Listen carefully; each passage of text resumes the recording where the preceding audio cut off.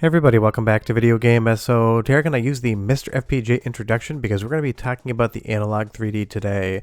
Because just a mere 2 hours ago, Analogue announced all of the details for the Analogue 3D, including when it's going to go on pre-order and the cost. So we're going to take a look at their announcement, go over the technical specifications, talk about what it offers, and what you'll be getting from Analogue in the future when it comes to FPGA for Nintendo 64. Because obviously we have it on MiSTer FPGA side of things, but we're going to be seeing a console from Analogue. And I will say, at least off the top, whoever does their graphic design for the website, 10 out of 10. It's probably the best looking visuals Analogue has ever put forth as far as an actual device is concerned. I know that's a small thing, but I really do appreciate it when the visual design and graphic design language really do make me want to take a look further into it. But obviously the Nintendo 64 is hot in FPGA. You've been watching the testing series and the core reviews and comparisons to software emulation videos on MiSTer FPGA for probably close to almost 2 years now. So Nintendo 64 just keeps getting more and more popular, and obviously it is a console that definitely benefits from FPGA versus software emulation or trying to use the original hardware unless you've modified it, because that is the thing about Nintendo 64. It is quite difficult hardware to get a good image out of if you don't have an RGB or HDMI mod in there, but Analogue says the future is now, and they're introducing the Analogue 3D. And right off the top, one of the interesting aspects is that it is going to be outputting a 4K resolution. Now I want to be very clear, this is not internally rendered at 4K. That would be something completely different. This is like taking anything and plugging it into the back of a RetroTink 4K and getting the signal out. It's going to be scaling the original visuals of the Nintendo 64, and at least at the time of this recording they haven't stated about any enhancements, so I wouldn't expect anything like that until they say otherwise. But this is footage of Super Mario 64 running in 4K off MiSTer FPGA and going direct video mode into the RetroTink 4K. Definitely way more expensive than the $250 that Analogue is going to be asking for the 3D, but it is something that basically is an equivalent of what's going on here. And Analogue is saying that this is going to be 100% compatible with every original Nintendo 64 game ever made. That language really means that if you try to play some fan games or ROM hacks, not guaranteed to work the same way they wouldn't be guaranteed to work on original hardware. And I will say the industrial design language is 100% on point here. Looks absolutely outstanding. Looks like a Nintendo 64 while also being new and unique. And interestingly, they're going to say that this is going to be a 100% compatible FPGA device for Nintendo 64 for the first time ever. I'm going to poke a little fun here, even though you know I like Analogue and make videos all the time. It's kind of like they forgot that MiSTer FPGA existed, because now for like the last 3 or 4 months, we've had a 100% retail library compatible FPGA core for Nintendo 64 on the MiSTer FPGA side of things. Robert FPGA Zoomspots did an incredible job getting us all the way there. And if you don't have a MiSTer FPGA and you've been thinking about getting one, trust me, the implementation of Nintendo 64 on MiSTer is 10 out of 10 amazing. We've been testing these, putting them through their paces all the way from early back in 2023 when Robert was promising one game playable by Christmas. And of course we also have the turbo core giving us a much higher frame rate in games like Perfect Dark. So it will be interesting to see if the Analogue 3D is going to have that boost mode where you can actually overclock in setting some of the actual chips on the FPGA implementation to see if we can get that better frame rate, because that is one thing that MiSTer FPGA does incredibly well. Give us the turbo core so games that have an unlocked frame rate are going to have better performance and a smoother experience, because some games like Banjo-Tooie or Perfect Dark can definitely go into slideshow territory on original hardware or on an FPGA core that has the stock clock speed. So I'll be curious to see what Analogue may be offering about that in the future. But this is definitely the type of thing I'm going to try to pre-order one so I can compare it against MiSTer FPGA and have it in my collection, because I do purchase Analogue stuff. Obviously I have the Pocket Video series, and I've got a couple other consoles underneath my TV as well. But again, I don't get the language saying that this is the world's first reimagining of the Nintendo 64, because again, we have this guy right here and it's like they're pretending MiSTer FPGA doesn't exist.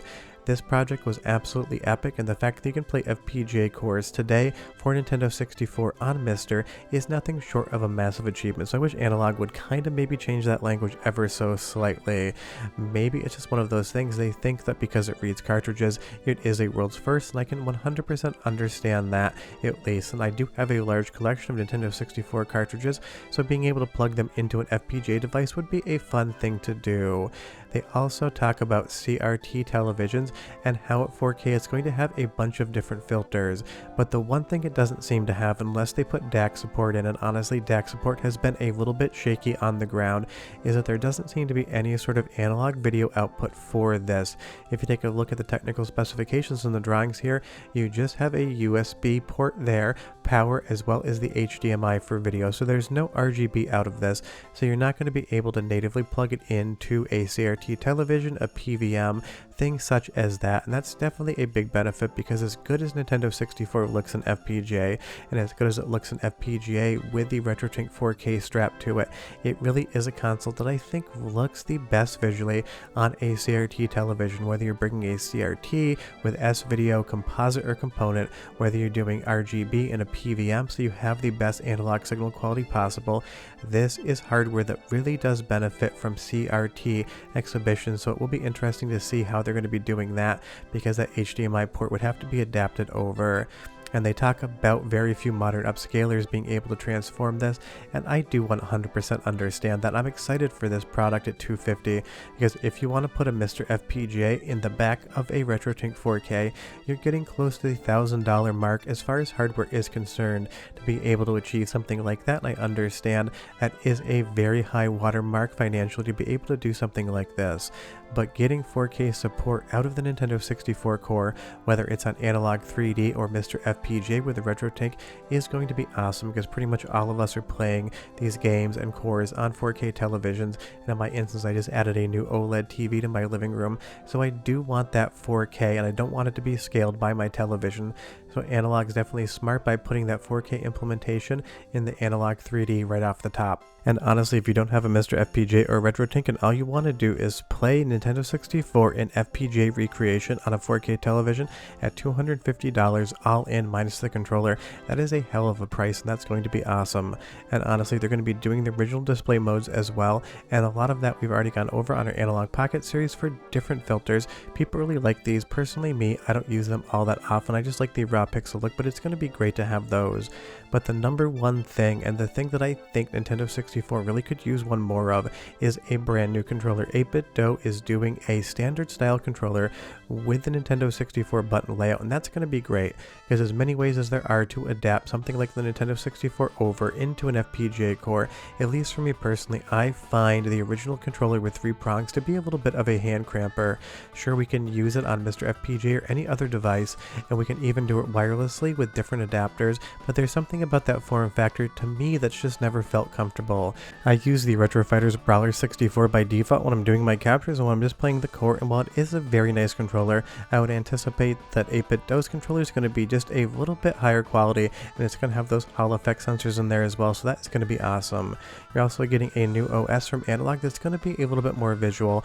You have certain options here, but one of the things that springs right up onto the screen to me that they didn't really highlight too much is the Memories tab. I'm kind of assuming that means that there will be save states for Nintendo 64, but we will have to wait and see on that support. Again, I'm presuming, so do not quote me on that. And then they're saying we're preserving video game history with FPGA hardware, and I agree with that as well. The original hardware is not getting any more common, and it's definitely going to break over time. If you're wondering, they're using a 220,000 logic element Altera Cyclone 10GX, and that's the biggest chip they've ever used in any other FPGA devices, and that is a heavy hitter. That's probably because they have that 4K scaling in then. But they say 100% compatibility has never been achieved before, and I just want to say that one more time. Again, you can play MiSTer FPGA. It runs 100% of the retail library, and you can play and finish every single game in there.